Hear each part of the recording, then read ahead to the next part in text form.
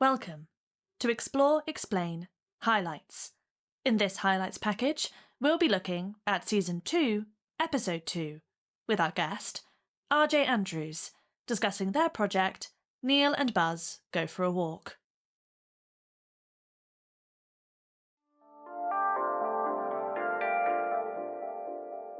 And what I've learned is building pieces for anniversaries is like not a good idea. And the reason is because you think it's like a tool to help focus the creator. It's like, oh, there's a deadline and here's a theme for me to work to. But honestly, like it's not, anniversaries are not a thing that help focus the audience at all. Like your piece is not going to get any more attention because it's the anniversary of the thing. And if anything, it's just going to make your piece not particularly evergreen. Because when I attempt one of these big passion projects for Info We Trust, I usually try to do something technically challenging. Let's use a new tool, learn a new library.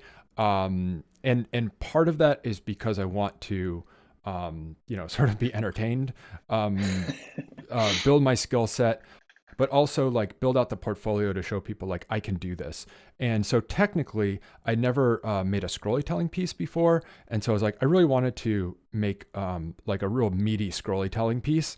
And okay, so that's like one ingredient. But the other side is like, I'm also very intimate with the history of the craft of information graphics and understand sort of what we've accomplished, what we've lost, and always want to kind of be pushing things forward. And so Alberto Cairo's PhD thesis is all about the loss of illustration in information graphics, and sort of looks forward to a day when we can combine a lot of our technology with illustration.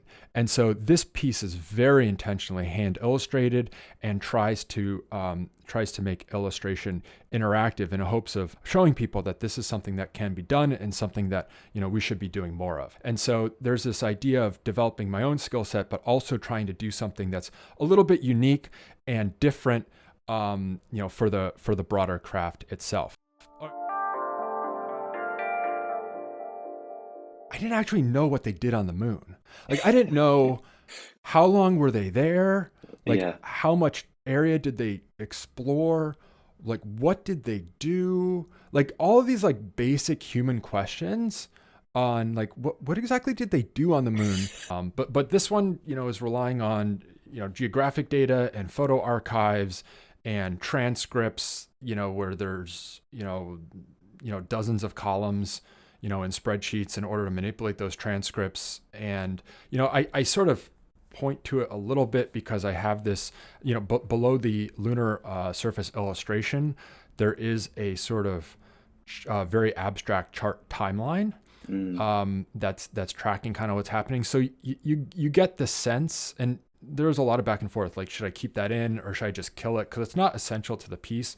But I the aesthetics of it, I really liked. Actually, the aesthetics, I thought it gave it a really nice kind of sort of just baseline to the whole piece. And so that aspect of the piece does not work, I don't think, particularly well on mobile. But I liked it. Like that was a choice. Was like, I don't think like this is more for me than for my audience. And so like that's why that stayed in.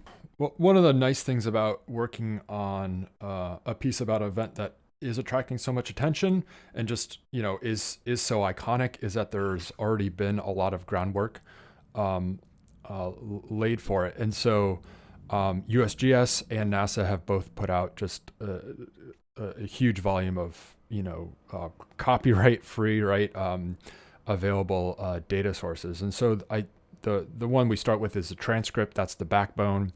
You read the transcript, you figure out what do you want to keep in, what do you want to throw out. What parts of the transcript tell the story. And then there's a triangulation that happens where you have all kinds of different resources, including photos of the lunar surface where you can see the trails where they actually walked. And then you can see abstract maps of the lunar surface. And then and then you combine that with photographs that people have already done the research to like time stamped it, and there's this triangulation that happens. Like, okay, this photo was taken from here, so they were about here at this point. Because what you're trying to figure out is like, where were they at each minute of the transcript? Yeah. And so like that's and you're not only doing that, like where were they, like they weren't always together.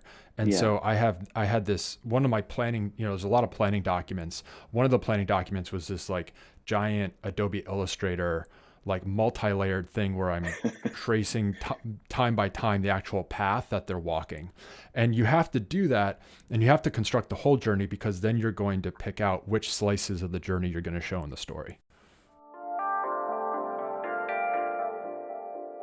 The everlong challenge in our craft, which is showing space and time together. And so that's kind of like the general challenge that this piece is trying to answer, is how do you show space and time together? And it's very specifically bookended that the first moment of the piece is the hatch opens, the last moment of the piece is the hatch closes. So it's everything that happened on the moon surface, and I just ignore absolutely everything else, because honestly, everything else has already been addressed, rather completely, and like there's no need to consider that.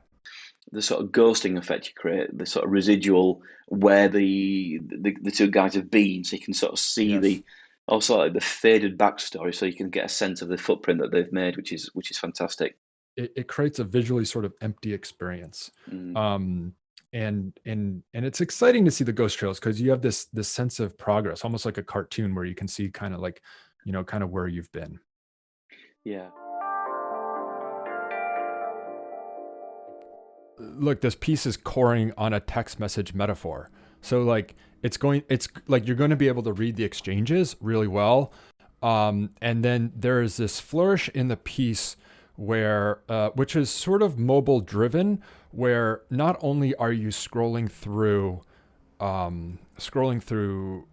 text exchanges, which is the radio transmissions, the astronauts talking to each other and back to Houston, but there's also media. And so what the media is again, the bottom third of the piece is this illustrated view of the moon. And so as you're scrolling through, what I'm doing is I'm doing blow up views of the artwork, as if the astronauts are sending images back and forth to one another. And so that's very intentionally, that if you're on mobile, you'll still see the moon and you'll see the astronauts moving around it, and it works fine, but it's obviously not going to be as big as on desktop. And so putting those images in the stream gives people sort of a zoomed in view, like in a way that's very natural to mobile. And so, and then what that afforded was this opportunity to then have fun with those images, because every one of those images, you can hover on it or on mobile tap on it, and what you'll see is the original NASA media that inspired it. So you'll see either NASA video or NASA photographs, and you can kind of see the real thing. And there's this sort of like, backbone of authenticity behind the media. Yeah. I love that notion of almost the metaphor of the kind of text message transcript, or the WhatsApp kind of bouncing between each other. I think that's, again, another reason why it works so well on mobile. Thank you for joining us for this Explore, Explain highlights episode. As always, the full episode is available on YouTube or wherever you get your podcast.